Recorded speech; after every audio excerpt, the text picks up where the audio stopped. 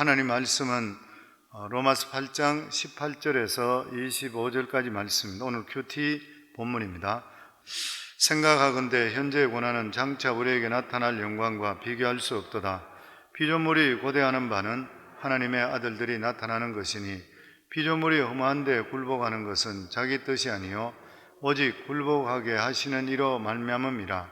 그 바라는 것은 피조물도 썩어 짐의 종 노릇한 데서 해방되어 하나님의 자녀들의 영광의 자유에 이르는 것이니라. 피조물이 다 이제까지 함께 탄식하며 함께 고통을 겪고 있는 것을 우리가 아느니라. 그뿐 아니라 또한 우리 곧 성령의 처음 익은 열매를 받은 우리까지도 속으로 탄식하여 양자될 것 곧 우리 몸의 속량을 기다리느니라. 우리가 소망으로 구원을 얻었음에 보이는 소망이 소망이 아니니 보는 것을 누가 바라리요. 만일 우리가 보지 못하는 것을 바라면 참음으로 기다릴지니라. 아멘. 하나님 아버지, 사랑하는 귀한 성도들, 새벽을 깨우며 또 이렇게 하나님 전에 나와 예배드리게 하심을 감사합니다. 오늘도 이 시간에 주의 말씀을 듣기 원하오니 성령 하나님께서 조명해 주시어서 전하는 자나 듣는 자나 하나님의 뜻을 온전히 분별하고 또한 그 뜻대로 살아갈 수 있는 저희들이 될 수 있도록 주여 도와주시옵소서. 예수님 이름으로 기도하옵나이다. 아멘. 사도 바울은 로마서 8장 28절에 보면 우리가 알거니와 하나님을 사랑하는 자고 그 뜻대로 부르심을 입은 자들에게는 모든 것이 합력하여 선을 이룬다. 그렇게 말씀했습니다. 우리가 알거니와, 하나님이 어떤 분인지 네가 알고 있지 않냐? 하나님, 우리가 알고 있는 그 하나님께서, 우리가 알거니와 우리가 겪었지 않냐? 이 하나님께서 하나님께 사랑하는 모든 자들을 합력해서 하나님께서 반드시 선을 이루어 주신다. 근데 오늘 성경에 보면 같은 맥락으로 생각해보라. 하나님을 한번 생각해보라. 오늘 18절 말씀에 보면 생각하건대 현재의 고난은 장차 우리에게 나타날 영광과 비교할 수 없도다. 생각해봐라. 무슨 일이 일어날 때마다 생각 한번 해봐라. 왜 그런 일이 일어나는 것인지, 그리고 생각해봐라. 하나님이 어떤 분이신지. 그래서 여기 보면 생각해봐라. 현재의 고난, 네가 지금 당하고 있는 이러한 고난은 장차 우리에게 나타날 영광과 비교할 수 없다. 지금까지 하나님을 겪어봤지 않냐? 하나님께서 어떤 분이시냐? 하나님께서는 우리를 정말 사랑하시는 분이고 하나님께서는 우리를 사랑하셔서 자기 아들까지도 죽임을 당하기 위해서 이 세상에 보내주시고, 그리고 그 예수 그리스도를 믿음을 통해서 하나님을 아빠라 부를 수 있도록 만들어주신 분이 바로 우리 하나님이 아니시냐? 그래서 우리가 믿음 안에 있다 하고, 그리고 성령의 인도함을 받는데도 불구하고 고난이 있다 그러면은 하나님께서 고난 자체를 주시는 하나님이 아니시지 않냐? 지금까지 겪어봤지 않냐? 반드시 그 고난 속에는 하나님의 어떠한 목적과 계획을 가지고 계신다는 것을 생각해라. 그래서 여기 말씀에 보면 생각하건대 현재 있는 이 고난, 우리가 당하는 이러한 있는 것들은 장차 하나님께서 우리에게 주시는 영광과는 도저히 비교할 수가 전혀 없는 것이라.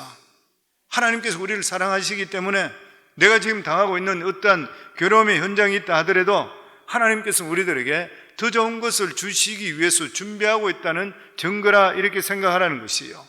그래서 무슨 일이든지 일이 일어났을 때마다 하나님을 생각해보라. 하나님이 어떤 분인지 생각해라. 그렇게 될 때는 고난과 비교할 수 없는 그러한 영광이 반드시 기다리고 있다고 하는 것이에요. 왜냐하면 하나님께서는 사랑의 하나님, 자기 아들까지 주시는 그 하나님이시기 때문인 것이에요. 그래서 고난과 영광을 저울질해 보면 어떤 분은 그렇게 이야기했어요. 현재 받는 고난, 그리고 나중에 받는 어떤 영광을 비교해 본다 그러면은 태평양에 잉크바늘 하나 떨어뜨린 것 같다. 비교해 보면은 장차 우리가 지금 받는 고난은 잉크 한 방울 떨어뜨리는 것이고 장차 받는 영광은 태평양과 같다. 전혀 비교할 수가 결코 없는 것이라. 하나님께서 우리 예수 믿는 사람들에게 어마어마한 축복을 약속해 주셨습니다. 이 세상을 살아가면서 믿음을 지키고 아름답게 살게 될 때는 하나님이 주시는 이 상급의 규모가 어마어마하게 달라지는 것이에요. 하나님 앞에서는 해의 영광이 있고 달의 영광이 다르고, 그리고 별의 영광이 다르다 그랬습니다. 그렇기 때문에 우리 살아갈 때에 어떠한 어려움이나 힘든 믿음으로 살아가시어서 어려움이나 힘든 일이 있을 때는 이 일을 통해서 하나님께서 우리가 생각하지 못하는 놀라운 일을 예배에 놓으셨다고 생각하시고 기쁨으로 그 일을 통과할 수 있기를 주 이름으로 축원합니다. 그리고나 사도 바울은 19절에서 25절까지 구원을 고대하는 피조물들의 어떤 애절한 모습을 현실감 있게 표현하고 있습니다. 19절 말씀입니다. 피조물이 고대하는 바는 하나님의 아들들이 나타나는 것이니, 여기는 사람뿐만 아니라 모든 피조물은 하나님의 아들이 나타나는 것을 고대한다. 왜냐하면 하나님의 아들이 나타남이 바로 구속해 주시기 때문에, 우리를 구원해 주시기 때문인 것이요, 이 간절함이 있는 것이요. 그러니까 우리 인간뿐만 아니라 모든 피조물은 예수 그리스도가 나타나기를 원하고 계십니다. 왜냐하면 창조 때는 죄가 없었습니다. 이 세상 모든 것들이 죄가 없는 상태에서 축복의 상태였었습니다. 그런데 인간이 타락하고 나서부터 자연도 타락해 버렸어요. 재해를 입게 되었던 것이에요. 자연 환경이 파괴되어 버렸습니다. 그러니까 모든 것들이 하나님의 아들 구속받기를 원하고 있는 것이에요. 그러면서 20절과 21절입니다. 같이 읽습니다. 피조물이 허무한데 굴복하는 것은 자기 뜻이 아니요 오직 굴복하게 하시는 이로 말미암음이라. 그 바라는 것은 피조물도 썩어짐에 종노릇 안 돼서 해방되어 하나님의 자녀들의 영광의 자유에 이르는 것이라. 피조물은 허무한데 굴복하는 것이 싫다고 안타까움을 말하고 있습니다. 근데 피조물은 아무리 노력한다 하더라도 얻을 수 없는 것이죠. 왜냐하면 무능력하기 때문인 것입니다. 그러면서 이 안타까움 때문에 헛되게 사는 것이 너무나도 답답한 것이에요. 이 피조물 안에 물론 사람도 포함되어 있는 것입니다. 많은 사람들은 그렇게 살고 싶지 않은데 그래 따라가는 경우들이 많이 있습니다. 나는 이런 인생을 살고 싶지 않은데도 불구하고 보면 내 삶을 돌아보면 그대로 살고 있고, 그 삶을 뒤돌아보면 헛된 인생을 살 때가 너무나 많이 있는 것이에요. 사람들은 썩어짐의 종노릇을 그만하고 영광의 자유를 실제로 갖기를 원하고 있지만 자기들이 어떻게 할 수가 없는 것이에요. 그래서 여기 안타까움이 한 걸음 더 나가서 탄식과 고통으로 변화됩니다. 우리 22절에서 23절입니다. 피조물이 다 이제까지 함께 탄식하며 함께 고통을 겪고 있는 것을 우리가 아느니라. 그뿐 아니라 또한 우리 곧 성령의 처음 익은 열매를 받은 우리까지도 속으로 탄식하여 양자될 것 곧 우리 몸의 속량을 기다리느니라. 여기 보면 이 구절 읽어보면 구속을 갈급해하는 영혼의 탄식 소리가 들리는 것 같아요. 사람들이 왜 이렇게 구속을 갈급하고 있는 것인가? 왜 사람들이 이렇게 목말라 하고 있는 것인가? 이건 굉장히 중요한 그런 문제인 것입니다. 저는 예전에 회계사로서 사람들을 참 많이 겪었습니다. 1년에 수백 명, 수천 명까지도 겪을 때가 있었습니다. 그리고 또한 목회하면서 지난 20년 동안 참 많은 사람들을 만났습니다. 성공한 사람, 그렇지 못한 사람, 잘난 사람, 평범한 사람. 그런데 그렇게 만나서 대화했지만은 만족해하고 살아가는 사람들은 별로 보질 못했습니다. 자기 자신의 삶에 대해서 만족하는 사람, 항상 어떤 것이 모자라는 것 같은 이런 것들을 대화 가운데서 느꼈습니다. 가난한 사람이든 평범한 사람이든 부자였든 그렇지 않는 사람이든 돈을 많이 가지고 있든 그리고 명예를 가지고 있든, 그런데도 불구하고 그 마음속에는 항상 만족감이 없는 대화 가운데 그런 것을 느낄 수가 있었던 것이에요. 그러니까 우리 인생에 살아가는 삶은 돈이나 명예나 이런 것들로 채워지지 않는 그러한 부분들이 우리 마음속에 있는 것이에요. 이것이 우리 속에 채워지지 않고는 결코 만족감이 없는 것입니다. 이것이 채워지지 않게 되니까 허전한 것이에요. 뿐만 아니라 우리 인간은 무엇을 얻든지 간에 오래가지 못해서 권태를 느낍니다.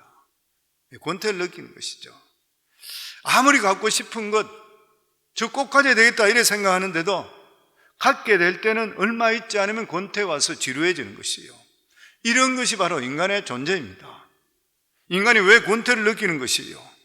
내가 가지고 있는 것보다 더 좋은 것, 더 높은 것, 이런 데 대해서 끊임없는 갈망이 있어요. 아쉬움이 있는 것이에요. 아무리 좋은 물건을 우리가 산다 하더라도 얼마 가지 않으면 만족을 얻을 수가 없습니다.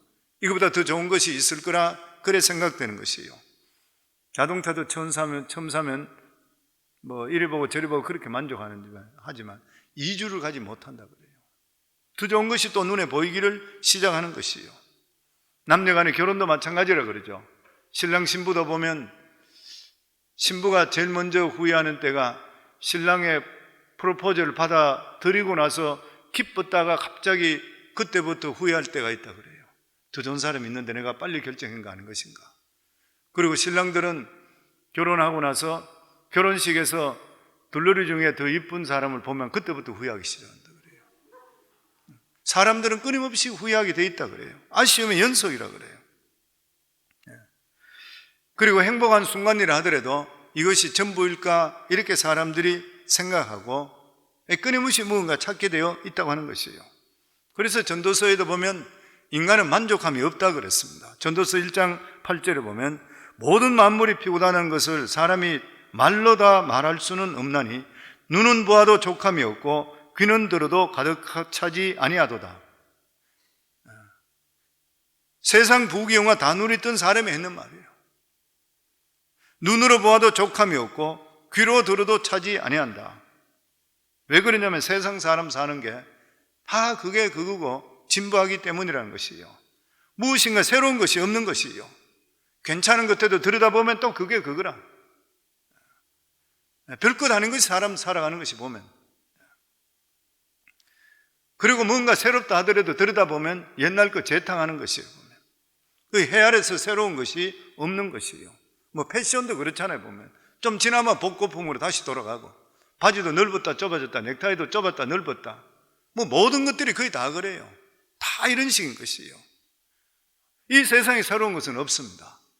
그런데 유일하게 새로운 것이 하나 있어요. 누구냐면 바로 하나님께 있습니다. 결국 이 세상을 새롭고 변화시키는 것은 하나님께로 나오게 되어 있는 것이에요. 하나님 앞에는 진부한 것이 없는 것이에요. 하나님은 항상 새롭습니다. 왜 그런지 아세요? 하나님은 창조주 하나님이시기 때문에 그래요. 하나님 안에서 진짜 창조가 일어나는 거예요. 그래서 우리가 믿음에 들어가고 하나님을 알면 알수록 우리 영혼은 살아나게 돼 있어요. 세상에 아무리 좋은 것을 가지더라도 실증냅니다. 진부해지고 삶도 내 마음속에 그 기쁨이 계속 연결되지 않아요. 그러니까 사람들이 마약을 하고 환각제 하고 이런 것들은 뭔가 새로워지려고 하는 것이에요. 근데 그게 기쁨이 오는가요? 자고 나면 나중에 문제가 보통 더 생기는 게 아니잖아요. 근데 하나님 앞에서는 그게 아닌 거예요. 오늘같이 새벽 같은데도 새벽에 일어나서 하나님께 예배드리고 나와서까지 예배드리고 내 마음속에 하나님이 주시는 기쁨이 없으면 어떻게 할 수 있어요? 우리가 할 수 없는 거란 일인 것이거든요. 하나님을 알아야지 우리가 짧은 인생 살아가는 그 삶 속에 정말 감사가 넘치는 삶이 될 수 있고 가치 있는 삶을 살아가게 되어 있는 것이에요.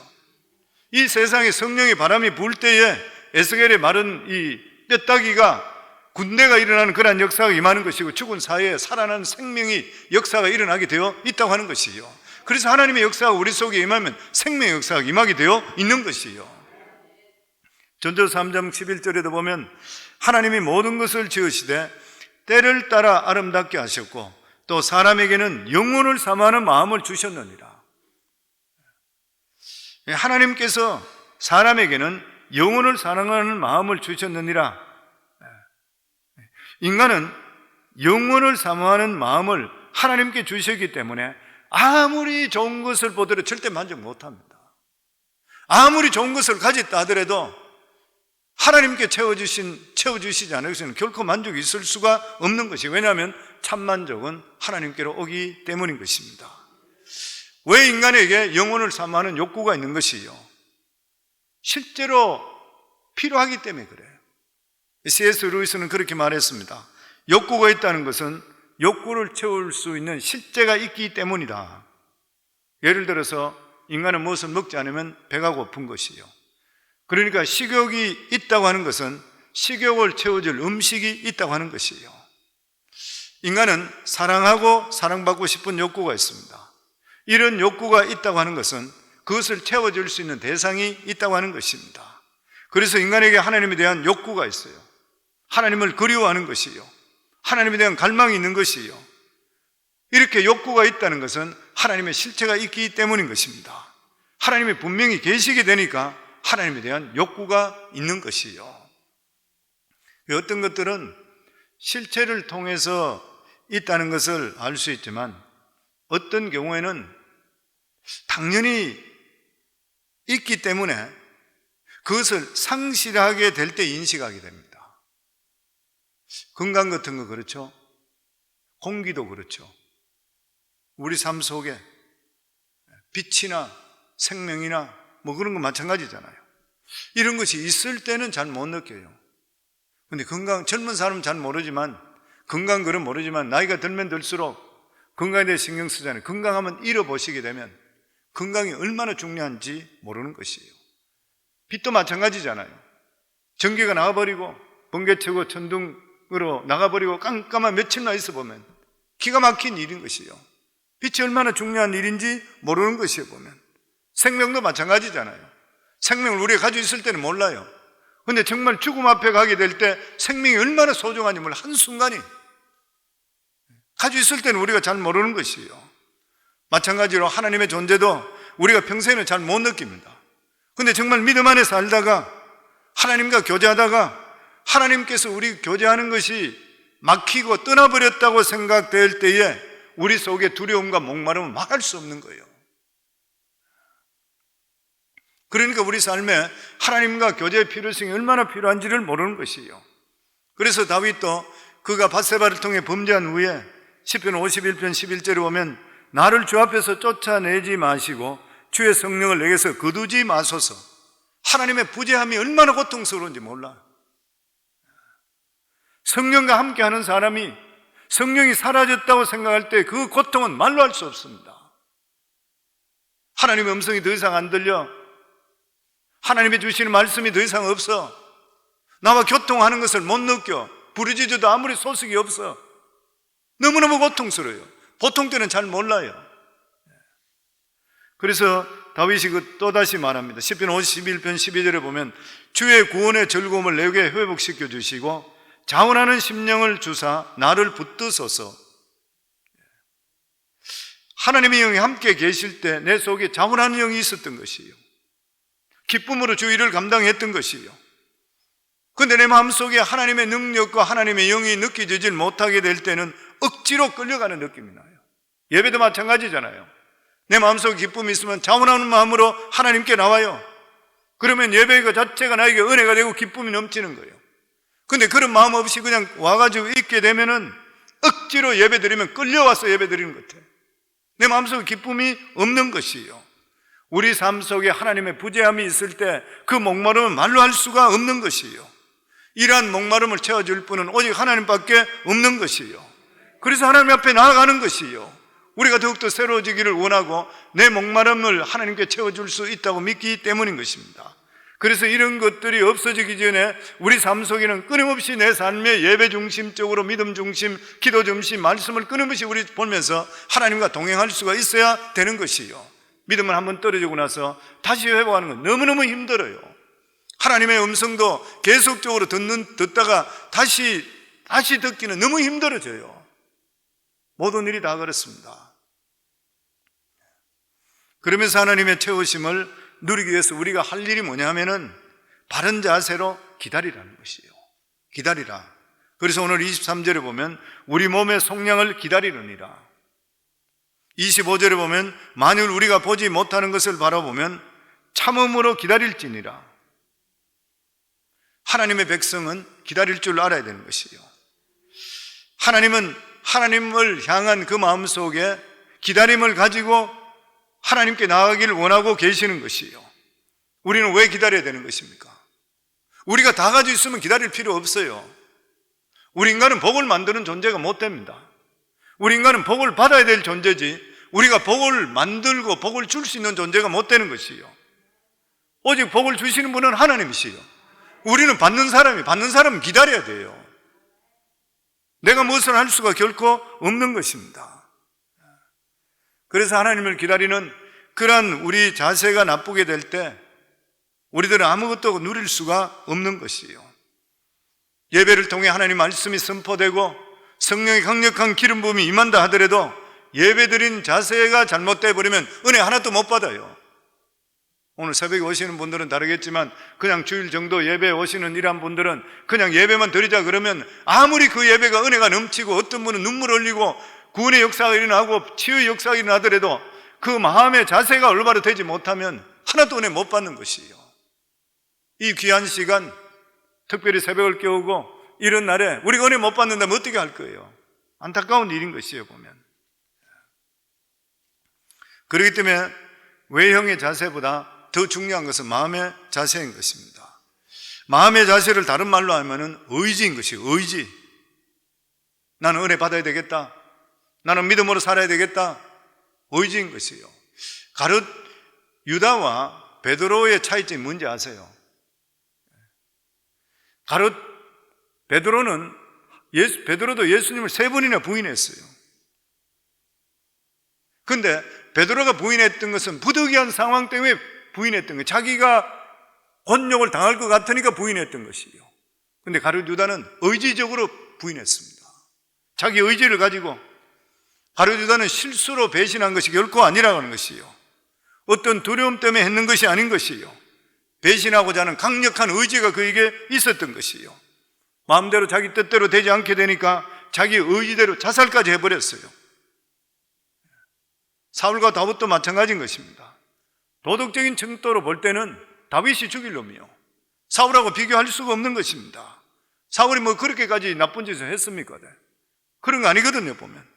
그런데 왜 하나님께서는 다윗은 용서하고 사울은 그냥 내쳐버리는 것이에요? 우리가 이해되지 않을 때가 많이 있습니다. 그렇지만 그 속에 마음의 자세, 의지를 보면 알 수 있어요. 다윗의 의지는 비록 실수했다 하더라도 항상 초점이 하나님께 맞춰져 있었습니다. 무슨 일을 하든지 간에 범죄하고 나서도 하나님께 용서를 빌고 하나님 앞에 엎드렸던 것이에요. 그런데 사울의 관심은 뭐예요? 항상 다른 사람 시선에 얼씨겠습니다. 사람들이 어떻게 할까? 하나님보다 사람이 더 먼저 했어요. 다윗은 그렇지 않았어요. 자기가 비록 실수했지만 항상 그의 초점은 하나님께 가 있었던 것이에요. 의지적으로 하나님께 가 있었다고 하는 것이에요. 우리 삶 속에도 예수 믿고 나면 구원받게 되어 있습니다. 저희들이 살아가는 삶 속에 의지가 너무 중요해요. 우리의 모든 삶의 의지가 항상 하나님께 초점을 맞출 수 있기를 주 이름으로 축원합니다. 흔들리지 않아야 돼요. 무슨 일을 하든지 하나님께 초점을 맞추는 그러한 삶, 바른 자세를 가지고 있게 될 때는 어떤 문제가 있다 하더라도 돌파할 수 있는 능력을 하나님께서 우리에게 주시게 되어 있는 것입니다. 그래서 우리가 하나님께 바른 자세, 바른 의지를 가지기 위해서는 하나님 말씀을 믿고 내 삶 전체를 하나님께 항상 드리며 초점을 맞추는 그러한 삶을 살아갈 수 있어야 돼요. 오늘 찬송할 때도 모든 시선을 주님께 맞출 수가 있어야 되는 것입니다. 아멘. 오늘 하나님께서 우리에게 주시는 그런 말씀입니다. 하나님께서는 좋으신 하나님이십니다. 뭐라 그러더라도 우리 같은 자들을 구원해 주신 그 하나님의 크신 은혜, 우리가 만입이 있다들 하나님 다 감사할 수가 없는 것이에요. 하나님께서 우리 삶 속에 항상 좋은 것을 주시기를 원하시는 하나님이십니다.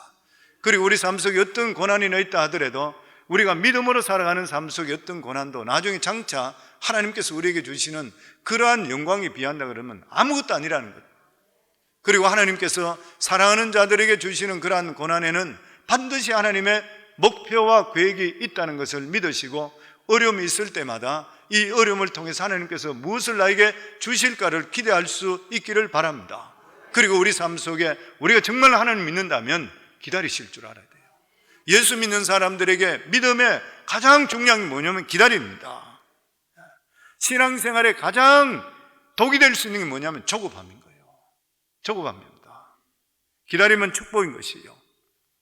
진짜를 얻기 위해서 그런 말 해요. 진짜를 얻어야 되지 가짜를 취할 수 있겠냐? 진짜를 얻으려고 그러면은 우리가 기다릴 수 있어야 된다. 사람도 진짜를 구하려고 그러면은 급히 사람을 구하는 것이 아니라 기다려야 된다. 마찬가지라 사랑하는 성도님들 인내하시고 진짜 가지시고 믿음으로 승리하기를 주 이름으로 축원합니다.